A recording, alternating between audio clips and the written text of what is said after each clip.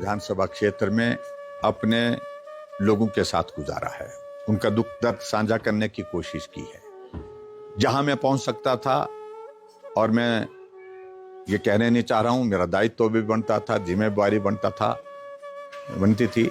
मैं कई किलोमीटर चल करके लोगों के बीच में पहुंचा, नुकसान का जायजा लिया और उस दुख की घड़ी में उनके दुख को साझा करने की मैंने कोशिश की। अब मुझे याद आता है कि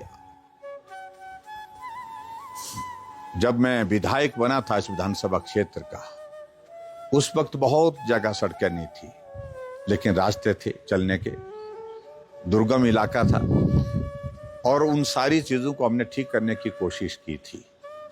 लेकिन अभी के हालात में अगर हम कहें कि जहां हर गांव को सड़क, हर गांव को पैदल चलने के रास्ते, हर गांव को छोटे छोटे पैदल पुल, ये सारी चीजें और उसके बाद सारी जो सुविधाएं यहां उपलब्ध करवाई थी, 28 साल के अपने विधायक के इस कार्यकाल में उन सारी चीजों को जिस प्रकार से तहस नहस होते देखा, स्वाभाविक रूप से मन बहुत दुखी हुआ है।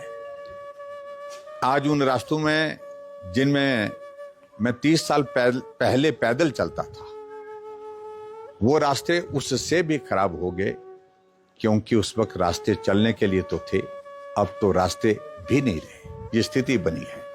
लेकिन फिर भी उसके बावजूद इस विधानसभा क्षेत्र के अंतर्गत हम अब इस त्रासदी के दौर में से बाहर निकलने के लिए अब मन बना रहे हैं।